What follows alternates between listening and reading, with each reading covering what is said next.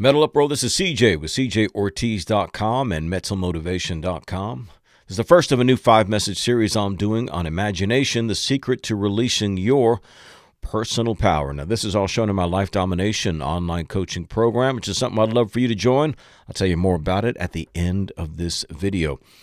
Imagination, the secret to releasing your personal power. I have talked about this in the past. I will talk about this in the future. This is probably one of the most powerful tools you will ever experience, you will ever utilize when it comes to releasing your personal power, when it comes to changing your life, when it comes to becoming a different, better version of yourself, when it comes to achieving your dream goals, whatever it is you desire in life. Imagination is going to play a key central role because it's going to be the determining factor in the way that you feel and the action that you take. So if you find yourself to be lazy, if you find yourself to be a procrastinator, if you find yourself to be self-defeating, if you find it difficult to get out of bed to do what you need to do, if you find you leave things undone, then this is what you need to address. It's going to have to come down to the way that you see yourself, the way that you see the world, and how you inspire and motivate yourself. You can be in your worst place and still get yourself out of it and get yourself back to work, taking action steps. And the key to it resides in your own mind. You can literally use a tool that is built inside of you. You've been using it already. You just haven't been using it the right way. You've been using it already. You just haven't used it in a way that's been effective. If anything, you've used it predominantly in a way that has been destructive for you, given you into uncontrolled emotions, anger, sadness, stress, lust, all these things determined by our imagination. It is the strongest part of your mind. Your mind has to be disciplined, trained, and expanded if you want to truly maximize your personal resources. One of the most important aspects, as I said, of the equipping of your mind is going to be the development of the visual part, the imagination, the eyes of your mind. Now, I'm sure you're familiar with the imagination. We're going to break it down in a way that you might not be familiar with. It's going to release some power in you. In many ways, your imagination, I would say, is the strongest part of your brain. Now, you've heard about right and left brain, the rational side, and then the creative side, the side that's all based on the evidence and the knowledge and the facts and the numbers, right? And then the stuff over here that's all visual, okay? The two sides of our brain. I would say your imagination is the strongest part, much, much stronger than anything else. You see, you can know things rationally or intellectually, and that does not have the effect on you that your imagination does, okay? Just because you know all this fact, all this stuff, all this math, does not mean that that has the effect on you like your imagination does. Fear, anxiety, anger, happiness, and lust are all activated and strengthened by your imagination. They're not activated by your head knowledge. They're activated by that other part of you, the visual part of your mind. What you know, okay, as a fact, does not impact you like that which you see with your imagination, right? What you know as a fact does not impact you like that which you see with your imagination. I'll use an extreme example. You take somebody like a sex criminal, right? They know rationally that something is wrong, but yet they're compelled to do what they do because they cannot restrain their imagination, right? There are people who deal with maybe obesity issues, right? They have a food addiction because they may know rationally they don't need to be this way, but it's very difficult for them to overpower their imagination. Their imagination keeps creating these pictures in their mind that they are continually drawn to, and it keeps reinforcing and refeeding that part of them that they don't want to live in.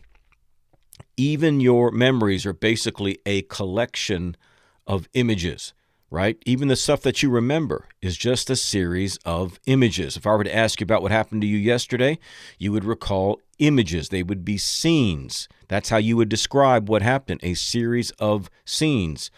And you're only going to mention the highlights. And those highlights which would stand out the most are the ones that bring up the most vivid images. You had 24 hours worth of images yesterday, but you're only going to remember the highlights, and those will be the ones that are the most vivid.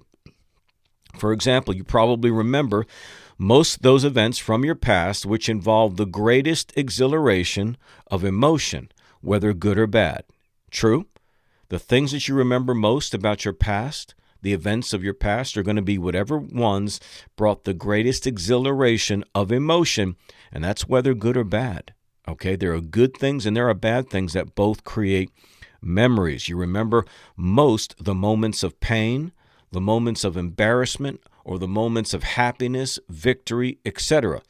Those are the ones that you remember the most because those are the ones that embedded an image in your mind.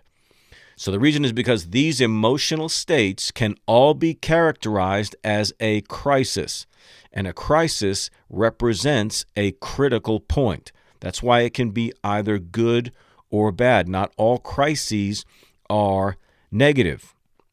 Okay, not all crises are negative. For example, you might have had a friend, or maybe even you were this way in college or something, who said, man, I ain't never going to get married, until he met that one girl.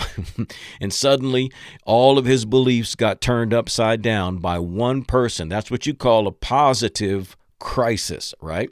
It revolutionized his or her life. So a crisis can be either good or bad. So whatever points in your past represent a critical moment, those are your crises.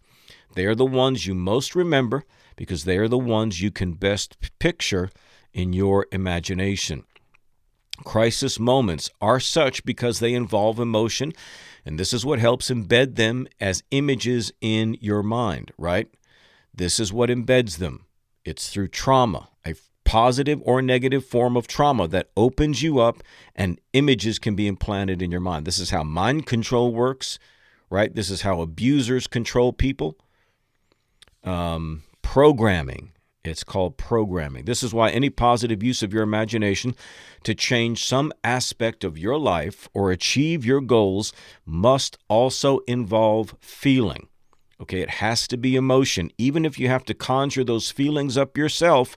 As we get into this series this week, you're going to be learning some techniques to visualize, and if we can attach emotion to those, we can create a better chance of those things being embedded in us. Therefore, if you can learn to harness and direct your imagination, you'll unleash one of the most powerful tools that you have, right? All the things that you remember from the past, all the vivid imaginations, right? It's all images. It's all pictures. It is the strongest part of your brain. It is the thing that determines your behavior, your action, the way you see yourself, the way you see the world, the way you see other people. Everything is determined by these images in your mind. Right now, that imagination may be used destructively. That's how you may be using it at this point. It may be like a wild horse that's never been ridden. Your imagination is obedient as a dog that's never been trained, right? Which is not very obedient. Right now, your imagination may be working against you instead of for you. And the goal of this series is to get your imagination working for you. Why would we neglect training such a powerful tool? Once you understand how powerful the tool of your imagination is, why would you not train it? Why would you not wield it? Maybe it's because we've never thought through what our imagination does. Your imagination is stronger than your emotions. Why? Because your imagination creates those emotions. Your imagination can keep you up at night, right? We know that. We release adrenaline and stress because of what we see in our minds. Your imagination, therefore, is your reality. And we'll see in one of the future episodes how your body cannot distinguish between reality and imagination. It can't tell the difference. You can literally scare yourself to death by what you're worried about, by what you envision, cause your heart rate to rise, cause cortisol and adrenaline to be released in your body, all by the power of your imagination. So that can be used for good, that can be used for bad. Either way, imagination is your reality. We want to do more than just keep ourselves from imagining things that hurt or hinder us, though. That's not the only goal. The only goal, it's the first step, okay? But that's not the only goal. We want to do something more than just keeping ourselves from imagining things that are destructive to us. We want to actually utilize our imagination like a craftsman will use his or her daily tools, right? Use it as a tool to create something even greater, not just stopping, but creating a better version of yourself and getting yourself to the place where you can then create the kind of outcomes and goals and achievements that you truly desire in life by utilizing the power of your imagination. Can you dig that? I hope you can. Well, listen, if you'd like to see the rest of this 5-message video series, you're going to need to join, as I said, the Life Domination Online Coaching Group. What is that? It is my private coaching group. It is 5 videos each week, Monday through Friday, on a new topic.